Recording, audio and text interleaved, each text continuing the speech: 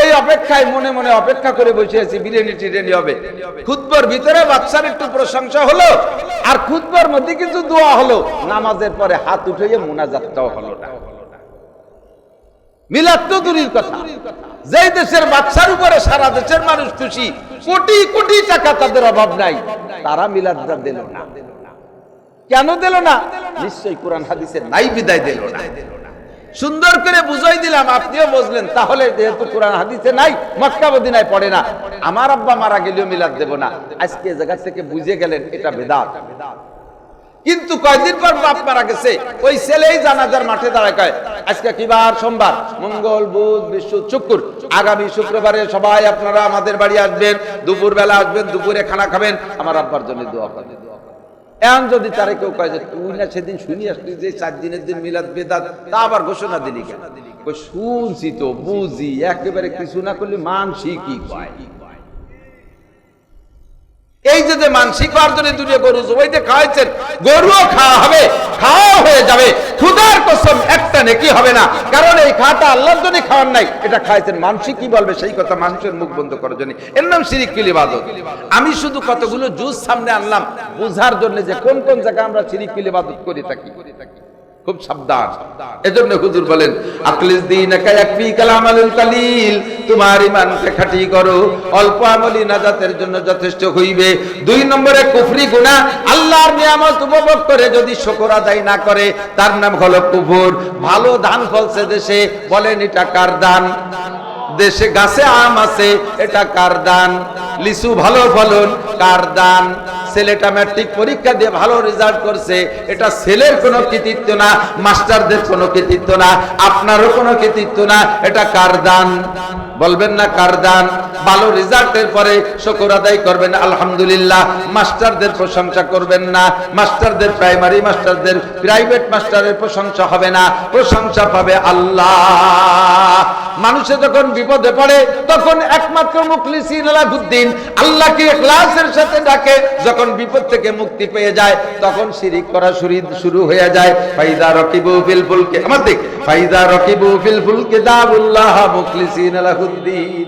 বড় নদী সাগরের ভিতরে অথবা বড় পদ্মা নদীর ভিতরে, এরকম বড় নদীর ভিতরে যখন তুমুল ঢেউ ছাড়ে, লঞ্চ বা নৌকায় ছিলেন, এরকম বিপদে পড়ছেন নাকি আমি জানি না, পড়ছেন নাকি জানি না। মুরব্বীরা যখন পদ্মা নদীতে ব্রিজ ছিল না তখন তো পার হইছেন, মাঝে মাঝে বড় ঢেউর মধ্যে পড়ছেন না, বলেন সেই সময় আল্লাহরে ডাকছেন, ওই ডাকের মধ্যে কোনো ভেজাল ছিল নাকি? ওই সময় ডাকের মধ্যে কোনো ভেজাল নাই, দুনিয়ার কেউ নাই। আমি কুষ্টিয়া গেছি, আল্লাহর দরগা একটা জায়গা আছে কুষ্টিয়া, ওই জায়গা মসজিদের মধ্যে দেখি এক বুজুর্গ বসে বসে তসবিহ টিপতেছে মাগরিবের নামাজের পরে। ইমাম সাহেবকে হুজুর একটু দেখে আসেন, দেখলাম লোকটা এরকম দাড়ি টাড়িয়ে খুব সুন্দর ভাবে নামাজ পড়বে। কি দেখাইলেন? কয় যে ওই লোকটা 3 বছর আগে নাস্তিক ছিল, আল্লাহ বলতে কেউ আছে বলে বিশ্বাস করত না। তারপরে এত ভালো হলো কি রে? উনি ওই ক্লাসের কতগুলো নাস্তিক গুছাই নিয়ে কুয়াকাটা গেছে, কক্সবাজার গেছে। কক্সবাজার যাইয়া সমুদ্রের সমতল দেখছে, সমুদ্রে ঢেউ নাই, পানি নীরব, বোট একটা নিয়ে চলে গেছে সাগরের ভিতরে বহুদূর। আর সাগরের খেলা পরিবর্তন হতে সময় লাগে না। উন্ডা যখন ভিতরে বহুদূর চলে গেছে, হঠাৎ করে মেঘ আইসা তুমুল ঝড় আর ঢেউ, এবার ঢেউতে কখন উপরে উঠে নিয়ে যায়, আবার বোট পানির তলে চলে যায়। এই সময় উন্ডা তো আল্লাহরে বিশ্বাস করে না, কেউ ডাকবে কারে? কার কাছে দোয়া করবে? কার কাছে বিপদ থেকে উদ্ধার হবে? তো হঠাৎ করে উনার মুখ দিয়ে বেরোয় গেছে আল্লাহ, উনার একার না, সবটাই নাস্তিক একবারে বলে উঠছে আল্লাহ তুমি বাঁচাও। এরপরে তো আল্লাহ বাঁচাইছে, কিনারায় আসছে। এই কয় নাস্তিক গবেষণায় বসছে আল্লাহ অবশ্যই আছে, নইলে যে আল্লাহরে বিশ্বাস করি না, বিপদের মধ্যে ইচ্ছাকৃত ভাবে না, কেউ শিখিয়ে দিল না, তার নামটা কেন মুখ দিয়ে বের হলো? কথা কন না, তার নামটা কেন মুখ দিয়ে বের হলো? নিশ্চয়ই আল্লাহ আছে, আমরা আপনি বুঝি আর না বুঝি। ও দোস্ত, এই সময় সাগরের ভিতরে যে আল্লাহরে ডাকছে, এই ডাকের মধ্যে কোনো ভেজাল নাই। ফাইদা রাকিবু ফিল ফুলকি দাউল্লাহ মুখলিসিন লাহুদ্দিন ফালাম্মা নাজ্জাহুম ইলাল বাররি ইযা হুম ইউশরিকুন। যখন কিনারে উঠে যায় সেই সময় শিরিক শুরু করে। কি কইয়া? আল যে ধরছিল, বাপ রে বাপ, ও না হলে নৌকো কোনো মতে ঠেকতো না, মেশিনে যে বসা ছিল তারও টেকনিক কম না, এগুলো সব শিরিক শুরু হয়ে গেছে। কতক্ষণ বাচ্চা যখন পেটে ডেলিভারির সময় প্রত্যেক মহিলা আল্লাহরে ডাকে ইখলাসের সাথে, আল্লাহ তুমি ছাড়া উপায় নাই, আল্লাহ তুমি ছাড়া উপায় নাই। যখন ডেলিভারি হয়ে গেছে এরপরে শিরিক শুরু হয়। ধাত্রীটা বড় অভিজ্ঞ, সব গুণাগুণ তার ধাত্রীর মধ্যে চলে গেছে। ডাক্তার বড় ফার্স্ট ক্লাস, এমন সুন্দর পোজ দিয়েছে একটু টের পাই। ডাক্তার বলো, নার্স বড় অভিজ্ঞ, সুন্দর করে বাচ্চাটা ধরিয়ে নামাইছে। সব প্রশংসা মানুষের দিকে চলে যায় আর আল্লাহর দিকে থাকে না। এর নাম শিরিক ফিরছে। এর থেকে বাঁচবো, আল্লাহ তাআলা বাঁচাক, বলেন আমিন। এরপরে বাকি কবিরা গুনাহগুলো শুধু নাম বলে দেই। আল্লাহ পাক বলেছেন ইনতাজতানিবু কাবায়ের, কবিরা গুনাহ ছেড়ে দাও, নুকাফির আনকুম সাইয়্যাতিকুম, তোমার সব সগীরা গুনাহ maaf করে দেব।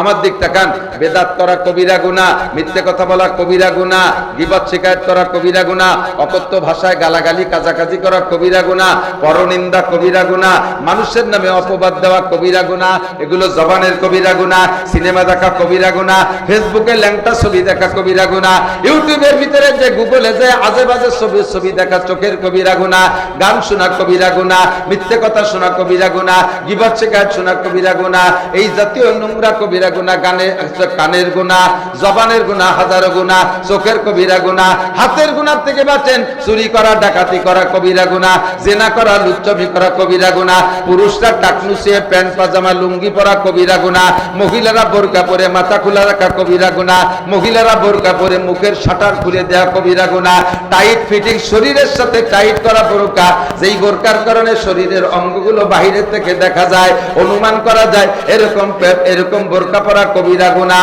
প্রেম করা কবিরা গুনাহ, স্বামী বাদে অন্য পর পুরুষের সাথে খোশ গল্প করা কবিরা গুনাহ, যেই 14 জনের সাথে বিয়ে হারাম, ওই 14 জন ছাড়া অন্য কাহারোর সাথে দেখা করা কবিরা গুনাহ।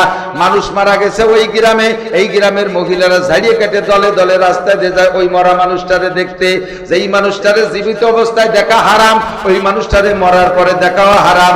চাচা শ্বশুরে দেখা হারাম, দেওরে দেখা হারাম, বাসুরে দেখা হারাম, প্রতিবেশী দাদা শ্বশুর চাচা শ্বশুরকে দেখা হারাম।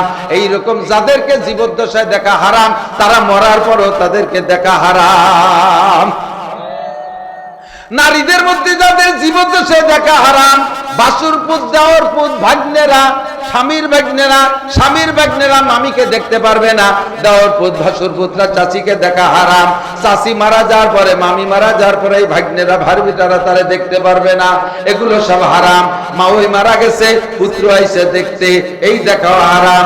যেই 14 জনের সাথে বিয়ে হারাম, ওই 14 জন ছাড়া আর কেউ মরার আগেও দেখতে পারবে না, মরার পরও দেখা হারাম। টোন মারা হারাম, মন মারা হারাম, রাস্তা মেরে খাওয়া হারাম, খাল মেরে খাওয়া হারাম, বিজিএফ কার্ড বেচে খাওয়া হারাম, পঙ্গু ভাতা করে দিতে টাকা খাওয়া হারাম, বয়স্ক ভাতা করতে যাইয়ে টাকা খাওয়া হারাম, কারেন্টের খাম্বা মেরে দেওয়া হারাম, কারেন্টের তার খাইয়ে ফেলানো হারাম, বিজিএফ কার্ড মেরে খাওয়া হারাম। এই যত আছে এগুলো সব কবিরা গুনাহ।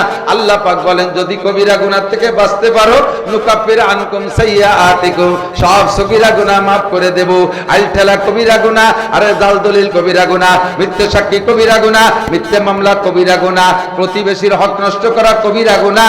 এমন জায়গা গাছ লাগাইছেন যেই গাছের কারণে পাশের বাড়ির ক্ষতি হয়, এমন জায়গা ঘর বানাইছেন যাতে পাশের বাড়ির রাস্তা বন্ধ হয়ে যায়, ব্যবসা বাণিজ্য করতে যে আপনার দোকানে এমন আচরণ করেন যাতে পাশের দোকানদার কিনা বেচা করতে না পারে, এইগুলো কবিরা গুনাহ। সিটারি বাটপাড়ি কবিরা গুনাহ, মদ গাঁজা আবা ফেন্সিডিল হিরোইন বিড়ি সিগারেট হুক্কা কবিরা গুনাহ।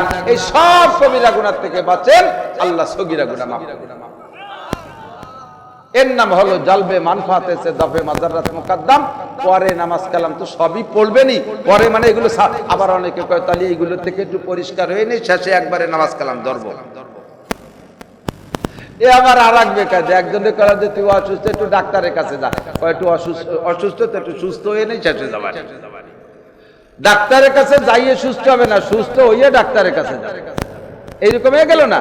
আল্লাহ কয় ইন্নাস সালাতা তানহা আনিল ফাহশাই ওয়াল মুনকার, যে সব কবিরা গুনার কথা বলা হয়েছে এগুলো থেকে ফিরেবে একটা ইবাদত, তার নাম।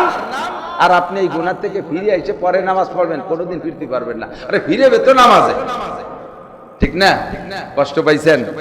মাদ্রাসার বিপক্ষে কারা একটু হাত দেখাবেন? মাদ্রাসার বিপক্ষে কারা হাত দেখানো লাগবে না, মুনাজাতের আগে যারা আটা দেবে বুঝবো তারা বিপক্ষে।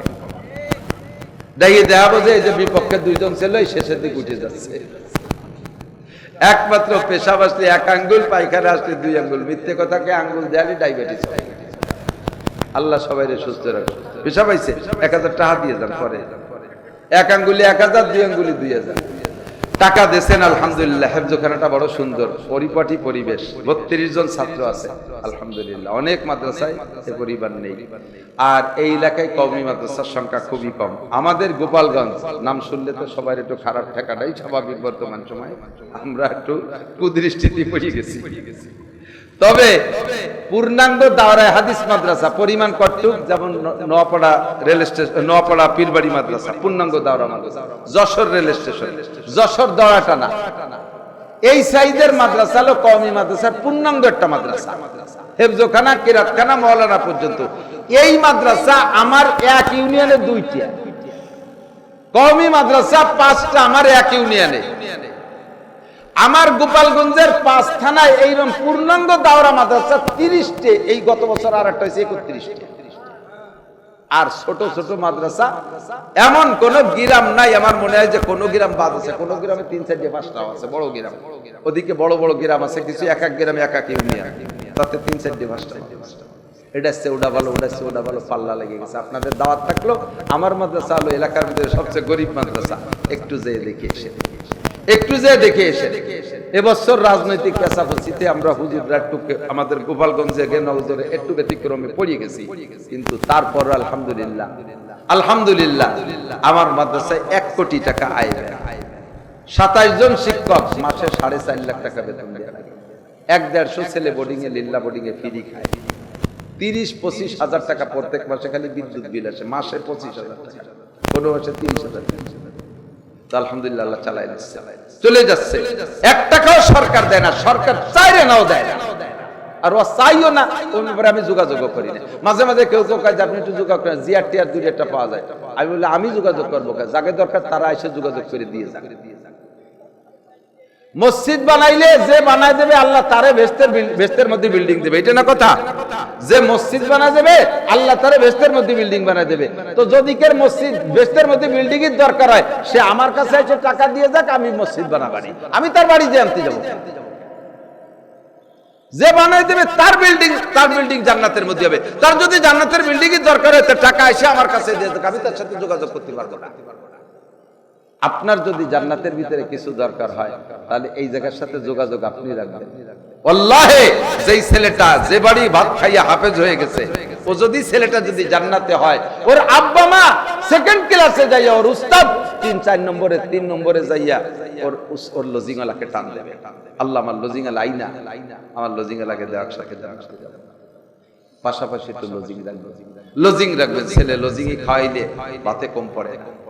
আপনার বাড়ি, প্রত্যেকের বাড়ি যা রান্না হয়, দেখবেন যে বাড়ি যেই পরিমাণ সংখ্যা মানুষ আছেন, তারা নিজেরা যে রান্না করছেন, প্রত্যেক ওক্তের খানা এক ওক্তে খেয়ে শেষ করতে পারেন না, অবশ্যই খাবার থেকে যায়, অবশ্যই খাবার থেকে যায়, থাকে কি থাকে না? 2 জনের খাবারও যদি রান্না করে, তাও আর একজনের খাবার তার মধ্যে হয়ে যায়। তো এই খাবারটা কি করেন? হাঁস মুরগি দেন, গরু ছাগল দেন, শিয়াল কুত্তরে দেন। ওই ভাত কটা আল্লাহর একজন কোরআনের মেহমানে খাক, খাইয়ে যে আপনার ছেলেরা খাইয়া নাকে তেল দেব ঘুমোই রয়েছে, ফজরের নামাজও পড়ে না। আর এই তালবে ইলমটা খাইয়ে যে শেষ রাত্রি উঠে কোরআন শরীফ পড়বে, তাহাজ্জুদ পড়বে, ফজরের নামাজ পড়বে। কাজে এমন একটা মেহমান আপনার পাশে বসে খানা খাক, আপনার রহমত, আপনার পর রহমত হবে, আপনার ইনকামে বরকত হবে। রাজি আছেন না ইনশাআল্লাহ? তো কালেকশন হুজুর যা করছে, ফাবিহা আলহামদুলিল্লাহ। আপনাদের আমাদের আজকের পকেটে যেই টাকাটা বড় টাকা আছে, একটু দেখবেন নাকি কার পকেটে কোন টাকাটা বড় আছে। নগদের পর সিজনের শেষ, মনে হয় এরপরে এলাকায় সিজনের মাহফিল তেমন হবে না। আবার যে সামনে কাতি অগ্রাণ পুষ মাসে হবে, প্রায় 5-6 মাস দূরত্বে থাকতেছেন। মোহাব্বত করে একটু দেখেন, দেন আর না দেন, পকেটের টাকাটা একটু বের করে আমার একটু দেখান যে হুজুর এই যে আমার পকেটে 1000 টাকার নোট আছে, দেবো না, খালি দেখাই আবার পকেটে থুয়ে দেন, তার কাটিয়ে নিতে পারছি। 500 টাকার নোট একটু দেখান, আছে রে কিছু দেন না, বের করিয়া পরের টাকা দেখলে স্বাস্থ্য ভালো হয়। এই যাও ভলেন্টিয়াররা যাও, একটু বের করে ধরেন, ছাত্ররা যাইতেছে, ভলেন্টিয়াররা যাচ্ছে, বিসমিল্লাহ করে দিয়ে দেন। সিজনের শেষ কালেকশন, সিজনের শেষ কালেকশন। আমরা দোয়া করি আল্লাহ আগামী মাহফিলও আমাদের সকলকে অংশগ্রহণ করার তৌফিক দান করো, বলেন আমিন। আল্লাহ সবাইকে সুস্থ রাখো, হায়াতে তুমি বাড়াই দাও। এই যে গেছে কালেক্টররা, কালেক্টরে জামার খরচ পাতেন, হাতে নিয়েন না, এই জামার খরচ পাতেন 1000 ও চমৎকার। আল্লাহ সবচেয়ে বড় নোট পেয়ে গেছি, মাসুদ ভাইকে আল্লাহ হায়াতে তবে বাড়ায় দাও, আব্দুল্লাহ ইবনে মাসউদ রাদিয়াল্লাহু তাআলা আনহুর সাথে জান্নাতি করে দিও, হালাল ভাবে লাখ লাখ কোটি কোটি টাকার মালিক বানায় দাও। আর যদি কেউ থাকেন একটু লেখায় দেবেন তাও দিতে রে, যে ভাই 200 টাকা দিয়েছে, দোয়া করব হজের নিয়তে দান করেন, ইনশাআল্লাহ আল্লাহ তাআলা বরকত দান করবেন। হজের নিয়তে দান করেন।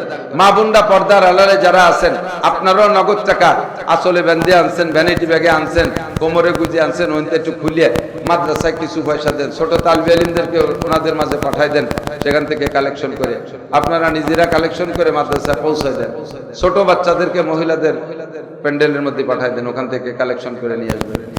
দেন, সবাই দেন, বিসমিল্লাহ করে দেন। এই টাকার ভিতরে বিশাল বরকত, কারণ এই টাকার ভিতরে কোনো শিরিক নেই, এ জায়গা মার হাবা নাই, এই টাকার মধ্যে মার হাবা নাই। আর মার হাবার টাকার ভিতরে শিরিকের সিফাত ঢুকে যায়,